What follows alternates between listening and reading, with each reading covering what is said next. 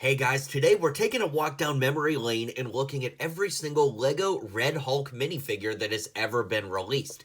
Now, interestingly, at this point, there are only 4, especially if you count Red She-Hulk, which in this case, I think I would, because she's not going to fit in every other video, unless we did every She-Hulk, in which case there'd only be 3. So let's put her with the Red Hulks here and walk down the history of how all 4 of these figures were released. Be sure to hit like and subscribe, and let's get into today's video. So back in 2017, we got the LEGO Marvel Superheroes Hulk vs. Red Hulk set.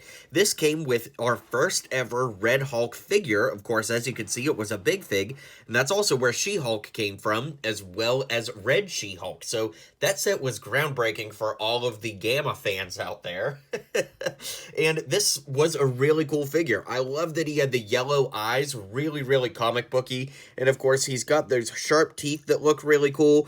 Of course, it does just use the regular Hulk body mold for the hands, arms, head, hair, and all of that, but getting the black printed legs with, of course, the red body overall was super neat. Just like all big figs, the arms move up and down, the wrists move side to side, but at this point the head and hair were not removable or turnable, so it was just a solid piece for the main body. Overall, I think that this was a really great Hulk figure, and definitely a standout among all Hulks that we've ever gotten due to its uniqueness. In 2017, we also got Red She-Hulk in that exact same set. Now, of course, in the comics, Red She-Hulk is the daughter of Thunderbolt Ross, so this is Betty Ross, who we know from the MCU, and of course, a classic Hulk comic books character. As we lift up the hair, you can see that the head can be flipped around to show an even angrier face on the other side, but the really nice piece here is the black hair piece with the little red streaks running through the hair. Of course, the torso is super detailed as well, and it's kind of crazy that this is a relatively recent comic book character, in so much as she was introduced into the Hulk comics in the late 2000s. So she's actually one of the newer comic book characters to get a LEGO minifigure, right up there with characters like Miles Morales, Spider-Gwen. So it is really cool to see that LEGO Marvel does reach into not only modern comics, but vintage comics that we all know and love, and you just never know what's going to come next for the theme, which is really cool. In 2024, we got the Red Hulk here that looks really great, and of course this is based off of Harrison Ford's version of the character from Captain America Brave New World. Now let's compare it to the original side by side. As you can tell, the arms and hands are basically exactly the same. Of course, the big change here is in the body and the head. So you can see that the body sculpt is pretty similar overall. The main difference, of course, is when we come to the back. The new one from 2024 actually has studs on the back, so you could like put a minifigure there or an accessory or something like that. But the main difference is that the hair is removable, and so is the head. And because the head is removable, we now can actually turn the head and pose him. So the original one, the head is affixed in one direction, but this time we can actually move the head around, just like the Hulk from Avengers Tower, as well as from the Leviathan set.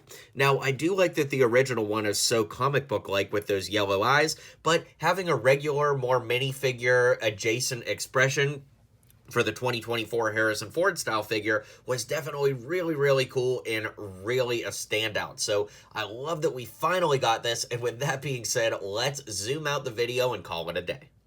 And in 2024, we got a minifigure scale version of Red Hulk. This one, of course, has his iconic mustache and sunglasses. And something to note is that Red Hulk is also a pretty recent Hulk edition as well. He first appeared in Hulk #1 from 2008. So again, that was, 17 years ago, but considering Marvel Comics' almost 80-year history at this point, he is a modern addition to the Marvel villain pantheon.